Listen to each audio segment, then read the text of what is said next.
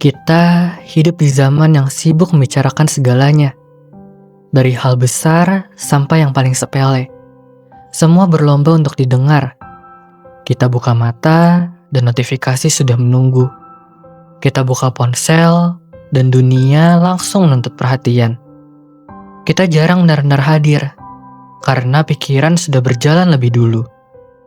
Dalam kebisingan ini, kadang aku merasa kehilangan sesuatu. Bukan barang, bukan orang, tapi keheningan yang dulu menenangkan.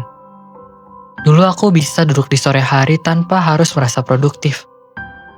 Sekarang, diam 5 menit saja, sudah terasa bersalah. Ada rasa hampa yang datang bukan karena kesepian, tapi karena terlalu lama tak mendengarkan diri sendiri. Kita dikelilingi suara, tapi di dalam begitu sunyi.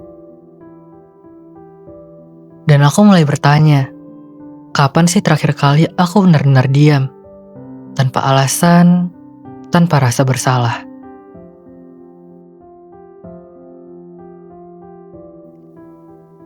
Diam itu menakutkan. Begitu dunia berhenti bersuara, pikiran mulai ribut. Segala yang kita tutupi tiba-tiba muncul. Hal-hal yang belum selesai, nama-nama yang belum dimaafkan, rencana yang belum berani dijalani. Kesunyian seperti cermin, memantulkan hal-hal yang kita coba lupakan.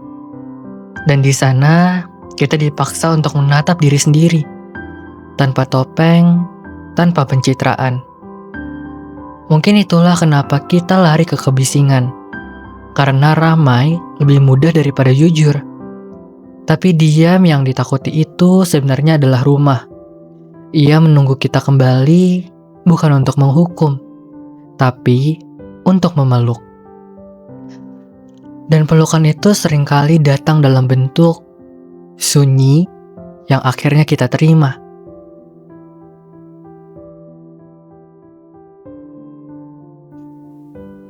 Ketika aku berani tinggal lebih lama di dalam diam, sesuatu mulai berubah.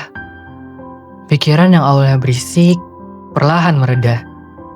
Aku mulai mendengar hal-hal yang selama ini terlewat.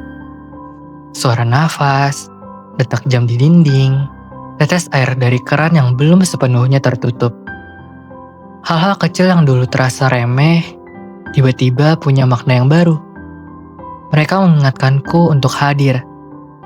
Kehadiran bukan berarti harus melakukan sesuatu. Kadang, kehadiran cukup berarti aku di sini. Tanpa pencapaian, tanpa validasi. Sekadar hidup dan sadar bahwa aku masih bisa merasa. Di titik itulah aku sadar, kebahagiaan bukan datang dari suara yang keras, tapi dari kemampuan untuk tenang di tengah diam.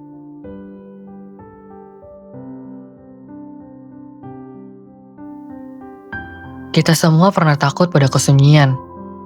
Karena sunyi sering dikaitkan dengan kehilangan atau kesepian yang memeluk terlalu erat. Tapi sebenarnya, kesunyian tidak menelan. Ia menunggu. Menunggu kita cukup berani untuk berhenti lari.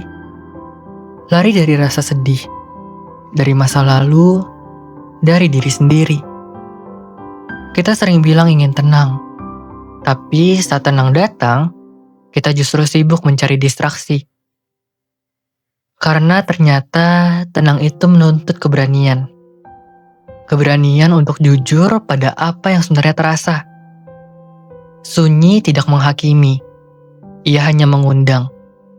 Dan undangan itu berkata, berhentilah sejenak. Lihat apa yang tersisa ketika semuanya pergi. Mungkin dari sanalah perjalanan pulang dimulai. Dari keberanian untuk duduk bersama kesunyian.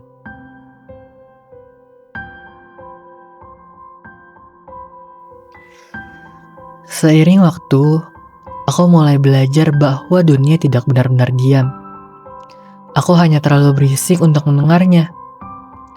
Angin berbicara lewat jendela yang setengah terbuka.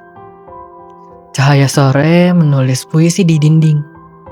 Langkah kaki orang lain di jalanan seolah mengingatkan bahwa kehidupan terus berjalan, bahkan saat aku memilih untuk berhenti sebentar. Ternyata, dunia tidak menuntutku untuk selalu menjawab. Ia hanya ingin aku mendengarkan. Mendengarkan tanpa terburu-buru menafsir, tanpa merasa harus memberi reaksi. Ada kebijaksanaan halus dalam sunyi. Ia mengajari kita cara mencintai tanpa menguasai, cara melihat tanpa menilai, cara hadir tanpa harus bicara. Mungkin itulah bentuk tertinggi dari cinta. Diam, tapi penuh makna.